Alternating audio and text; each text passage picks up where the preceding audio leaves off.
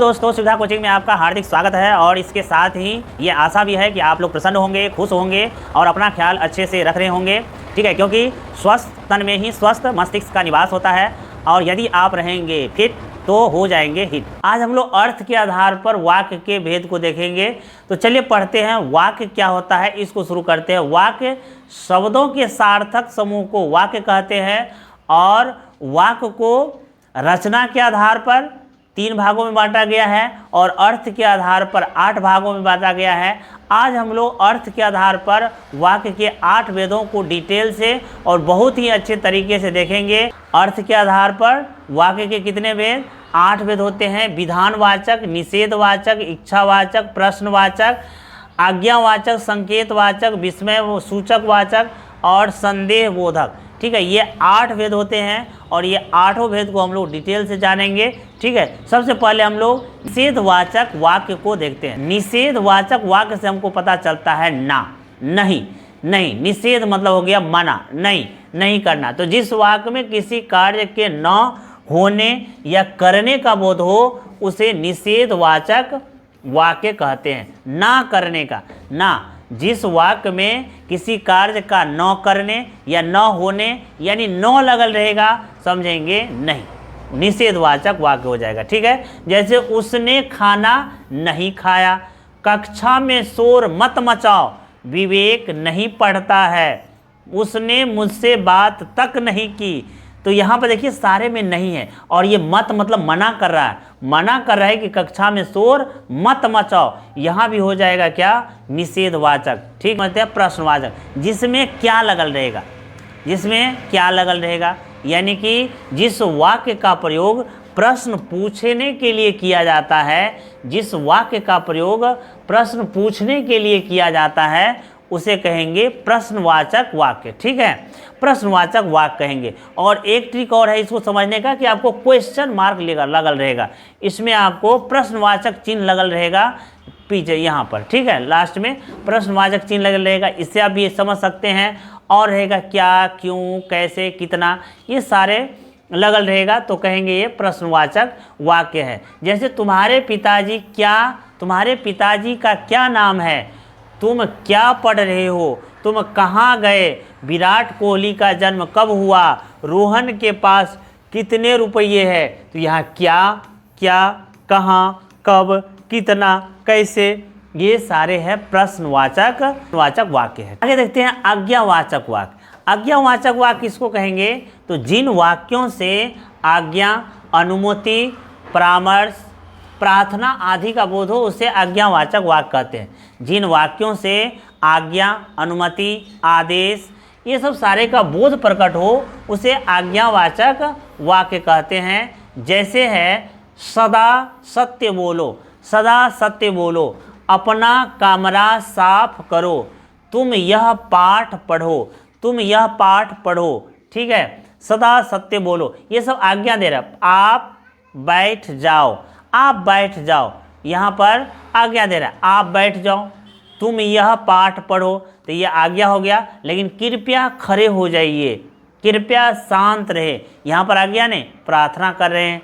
तो जिसमें प्रार्थना, अनुमति, ठीक है, आज्ञा का बोध हो वो हो जाएंगे क्या? वो हो जाएंगे आपको आज्ञावाचक वाक्य। ठीक है, आगे देखते हैं हम लोग विस्मयदिबोधक वाक्य। तो जिन वाक्यों के द्वारा दुखी, खुशी, हर्ष, घृणा, प्रशंसा का भाव प्रकट हो उसे विस्मयदिबोधक वाक्य कहते हैं। वाह क्या दृश्य है, अरे तुम आ गए, है यह कितना गंदा बगीचा है, ओह कितनी ठंडी रात है, अरे यह अचानक क्या हो गया, ओह बड़ा जुल्म हुआ। ठीक है, ये सब सारे आपको शब्द रहेगा जो आपको विस्मयदिबोधक चिन्ह लगा रहेगा यहाँ पर। ठीक है, ओ का चिन्ह लगा रहेगा, ओ, अरे, अजी, हाय, ओ, ये सब सारे चिन्ह लगा रहेगा। इससे भी आप पहचान सकते हैं कि ये विस्मयदिबोधक वाक्य है। ठीक है, आगे देखते हैं हम लोग संदेहवाहक वाक्य, यानी वैसा वाक्य जिसमें शक हो, संदेह पैदा हो, उसको कहते हैं संदेहवाहक वाक्य। यानी जिस वाक्य में किसी कार्य के होने या करने का संदेह या संभावना प्रकट हो उसे संदेहवाचक वाक्य कहते हैं। जैसे पता नहीं सरिता आएगी या नहीं, ये संदेह है, शक है कि आएगी या नहीं आएगी, तो ये हो जाएगा संदेहवाचक हो जाएंगे। आज पिताजी आ सकते हैं, संभावना है कि आ सकते हैं, ठीक है, संभावना है, तो ये हो जाएगा संदेहवाचक। शायद आर्यन आएगा, ये भी क्या है, संभावना है कि आएगा शायद।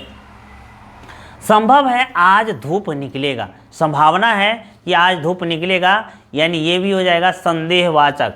तो जिस, ठीक है, तो आप लोग समझ गए होंगे। आगे देखते हैं, नेहा घर से निकल गई होगी, ये क्या है, संभावना है कि निकल गई होगी, निकला है या पता नहीं, लेकिन निकल गई होगी। आज वर्षा हो सकती है, ये एक संभावना है, तो ये हो जाएंगे संदेहवाचक वाक्य हो जाएंगे, ठीक है। आगे देखते हैं हम लोग इच्छावाचक वाक्य। जिस वाक्य से दूसरों के लिए आशीर्वाद, शुभकामना, इच्छा आदि का बोध हो उसे इच्छावाचक वाक्य कहते हैं। जैसे आपका जीवन सुखी हो, यहाँ दूसरों के लिए हम इच्छा कर रहे हैं कि आपका जीवन सुखी हो, मेरे हाथ में नहीं है कि आपका जीवन सुखी कर दूं, लेकिन आपका जीवन इच्छा, आपका जीवन क्या हो, सुखी हो, ये हम कामना करते हैं, ठीक है, ये हम कामना करते हैं कि आपका जीवन सुखी हो जाए, यानी भगवान सबका भला करे। ये भला करने वाला अपने हाथ में नहीं है, भगवान के हाथ में, कि भगवान सबका भला करे, ठीक है, आशीर्वाद दे रहा है। जुग जुग जियो, ये हो जाएगा आपको आशीर्वाद दे रहा है, ठीक है। आपकी यात्रा मंगलमय हो, मंगलमय हो, हम आप कामना करते हैं कि आपका यात्रा मंगलमय हो, मेरी हाथ में नहीं है कि मंगल कर देंगे, ठीक है, मंगलमय हो, ठीक है। भगवान करे भारत ही जीते। अब देखिए इसमें जितना भी वाक्य है सारे में इच्छा प्रकट हो रहा है दूसरों के लिए कि ऐसा हो, ठीक है, भारत जीते, आपकी यात्रा मंगलमय हो, ऐसा कामना कर रहे हैं। तो इच्छा प्रकट करने वाले, इच्छा का भाव रखने वाले वाक्य से वाक्यों को कहेंगे, क्या कहेंगे, इच्छावाचक वाक्य कहेंगे, ठीक। आगे देखते हैं संकेतवाचक वाक्य। संकेतवाचक वाक्य यानी जिस वाक्य में एक क्रिया होना और दूसरी क्रिया पर निर्भर करे, यानी एक क्रिया का होना दूसरी क्रिया पर निर्भर करे, उसे कहेंगे संकेतवाचक वाक्य, ठीक है।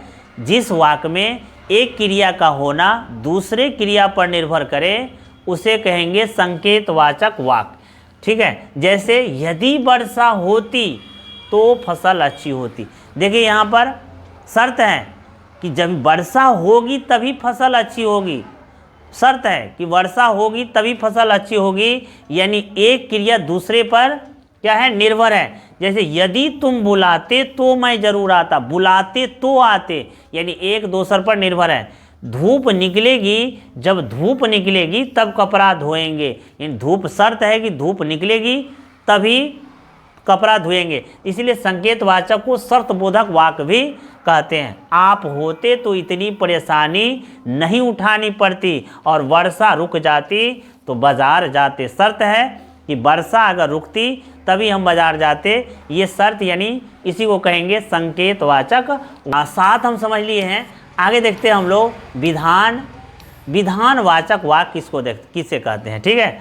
विधानवाचक वाक्य किसे कहते हैं, तो जिस वाक्य में ऐसा वाक्य जो सरल हो, यानी जिसमें ना आदेश हो, न इच्छा हो, ना हो, न प्रश्न हो, यानी ये जो सात वाक्य देखें, 7 भेद देखें, ये 7 भेद में से कोई नहीं हो, तब कहेंगे ये विधानवाचक वाक्य, ठीक है। विधानवाचक वाक्य एक सरल वाक्य है जिसमें जितना भी अभी हम 7 भेद पढ़े हैं उसमें से कोई भी नहीं हो, ना हो प्रश्न हो, ना निषेध हो, ना विस्मयदी बोधक हो, यानी कि न इच्छा हो, ना आज्ञा हो, न संकेत हो, कुछ भी नहीं हो, ये 7 में से कोई नहीं हो, तब हो जाएगा विधानवाचक। जैसे राकेश व्यायाम कर रहा है, देखिए यहाँ पर सरल वाक्य है, ठीक है। अंशु अपना कार्य करती है, सरल वाक्य है। तो इस तरह से आप, आज के लिए बस इतना ही, और अगर वीडियो आपको अच्छा लगा हो तो लाइक और सब्सक्राइब जरूर कर दीजिएगा।